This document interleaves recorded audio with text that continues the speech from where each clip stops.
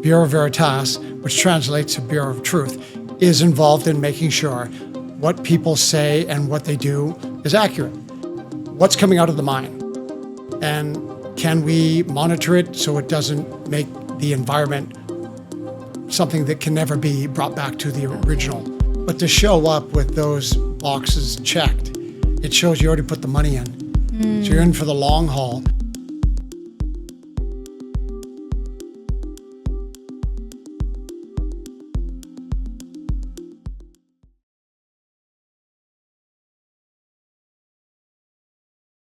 Standards are tightening, capital is asking harder questions, and in mining, it's no longer enough to say you are responsible.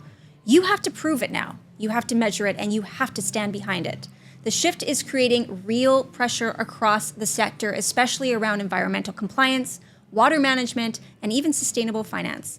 And that is exactly where Bureau Veritas sits, a global leader in testing, inspections, and certification, working directly with mining companies to validate performance, ensure compliance, and help increase and unlock access to capital tied to sustainability.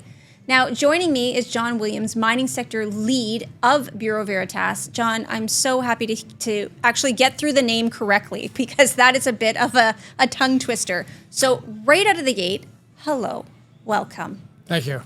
Second of all, tell us about the company, because this is not just a new company at all. There is some real history. True. Yeah, Bureau Veritas started in 1828 in Paris, so it's coming on 200 years. Wow. Started off in the shipping business or industry, verifying loads were what was in the ship. Yeah. They still do that to this day. Okay. Mining is quite a small part of what they do, but a very huge focal point. Okay. But the idea behind it is still the same. Bureau Veritas, which translates to Bureau of Truth, is involved in making sure what people say and what they do is accurate. And it does give investors a little bit more confidence, I think. Yeah. Matter of fact, I had somebody come up to me at the event today and said, do you verify sea containers? And I was like, matter of fact, we do. He goes, oh yeah, because I own a bunch and your sticker's on all of them. I was like, fascinating. So that was kind of cool. But the idea behind what I do in the environmental testing side, which is very specific, and that came about because of the new rules with the Canadian government. It's based on this MDMER That's what I want to get into. For minerals, diamonds, environmental, something. But they're very interested in what's coming out of the mine. And can we monitor it so it doesn't make the environment something that can never be brought back to the original state. Yeah. So very important to the government, the people, Indigenous communities, and we're one of the leaders in the world. We're not the only one. We just happen to be, focused on it and putting a lot of money in front. Yeah, I bet. Absolutely. Let's continue on with that. Regulations like that Canada MDMER, they're becoming more stringent. Where are mining companies specifically most exposed right now when it comes to that sort of compliance? Well, nowadays, I wouldn't say they're exposed because it's basically law. They have to have these tests done. Right. It would be the juniors and even the investors that are the ones who would be exposed, because unless they start checking out some of the environmental implications out of the gate and looking at some of the work that's done, they'll drag out their approval times to the government and Indigenous communities hugely. Wow. So if they were to take this in before they even go to the environmental impact studies and they already have the info, which means they spent the money. The reason they don't have the money. That's true. But the ones that are on top of that, which I know a few, they did this way ahead of time. Right. So when they showed up at these meetings, they're like, oh no, we already have the up-to-date data, which is a lot of juniors or somebody who bought a claim. They're like, oh, I'm just going to use the old stuff because I don't want to spend money bringing it up to speed. Wow. So it drags out their time.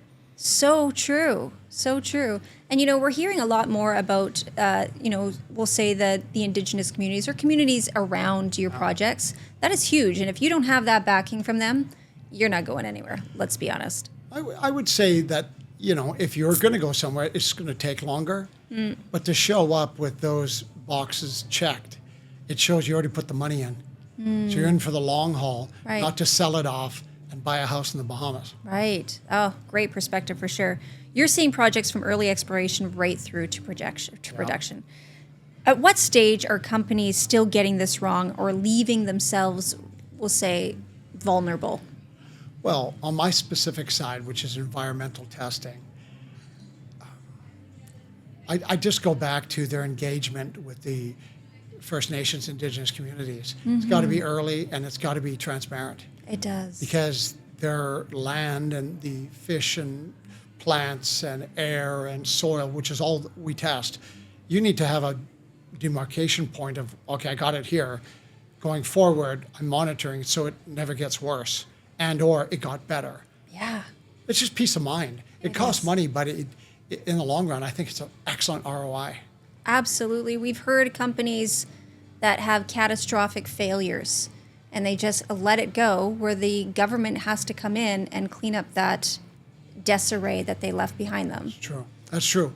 Now, that may not fall into specifically my part environmental. That could be structural challenges that 100%. they cut corners on, and or maybe it was nature that did it, but most of the times I don't think so. Yeah. Because there's enough technology now.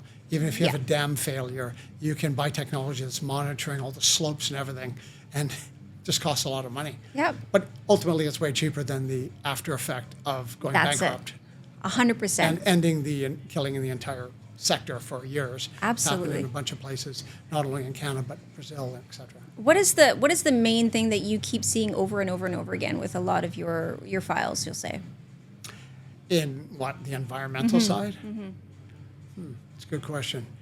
Well, one of the challenges, I suppose, is rules or the testing requirements. Sometimes governments, Canada, provincial, they put in testing requirements that actually don't exist because Really? the technology is not there yet. Ah, So they ask for these super detailed or low points. And we're like, that doesn't exist. so how do you navigate that with your Well, clients? we usually go back and say that doesn't exist. Okay. And then they kind of work it out, but it could take a year, 2 years, 3 years. Wow. And in the meantime, certain mines could be offside and maybe subject to challenges from government bodies. So Yeah. that is one thing for sure. And the other thing is just you got to have the staff, Yeah. train the people. This is not an AI business. You got to, because you got to go into the field. Right. You're talking about fish, hair samples. I was at one mine in the north, there was a diamond mine, and they were tracking the amount of wolverines in a vicinity of this mine. And they had come up with this ingenious way of testing, which I didn't know. So apparently wolverines, their fur is like a fingerprint. It's all different.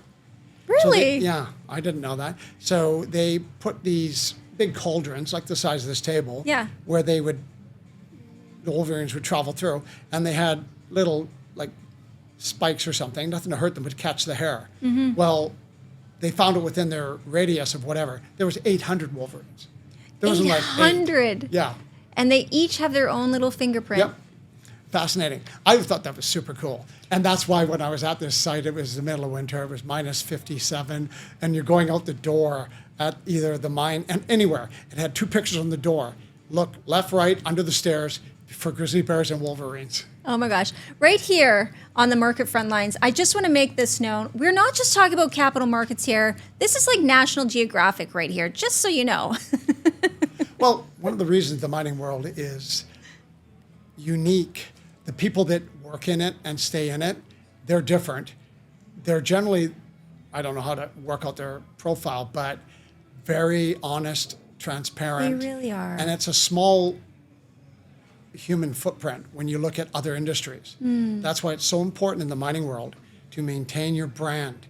You do not burn a bridge. Right. And so true. mining companies are super loyal. Even when people are dropping the ball, they will give you another year, another year, another year.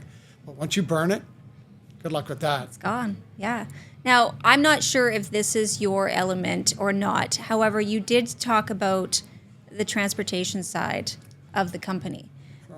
There's a lot that we could talk about right now, especially right now, given everything going on. Is there a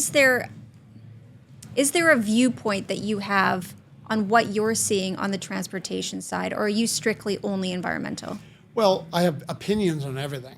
Ah, we like opinions. Yes, but based on the fact I'm representing BV today, is that I won't share but it is impacting because many of the testing requirements, they're time sensitive. Mm-hmm. There's an entire part that the tests have to be from collection to the lab within 24 hours. Right. So to have the transportation set up to do that, it's tricky. Yet the legislation, rules, government, whatever laws, they have to do it. Mm-hmm. So that it can put mines in offside. Right. Because nobody can do that transportation unless they all run private jets, which, quite frankly, I don't think many do. I don't think so either, but one never knows. Fair enough. Now, the BV you recently expanded into role is sustainable finance verification.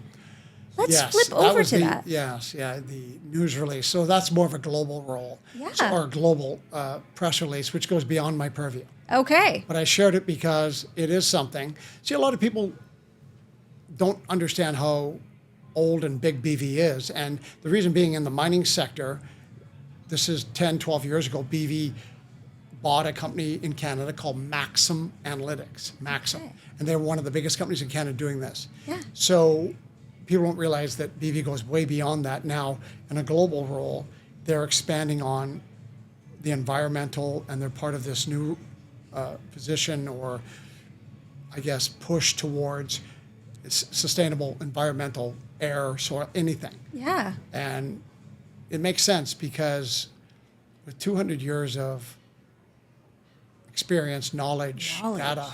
Yeah. I'm not saying it's all in mining, but I kid you not, they are a tight ship on what they run. Right. And but the upside to a tight ship is they actually do give a certain amount of autonomy to their people, so they are fluid and they're fast moving. So it makes for a very good company, which I like working for. Great. And they hired me to do a job, and they leave me alone. Ah, that's the best part right there. Now, John, one more question for you here. If with our investor base that is watching this, what is a piece of advice that you could give those investors while they're looking at either diversifying their portfolio or looking at specific companies where that environmental impact is very great? That's a great question. Wow. I mean, obviously you need to look at investing in companies that have an environmental impact study or something that's getting approved. Okay. If it's nowhere near that, then that's okay to invest in, but leave the money there for the long haul. Okay. If you need to pull it out next year to pay your mortgage, don't do it. Okay.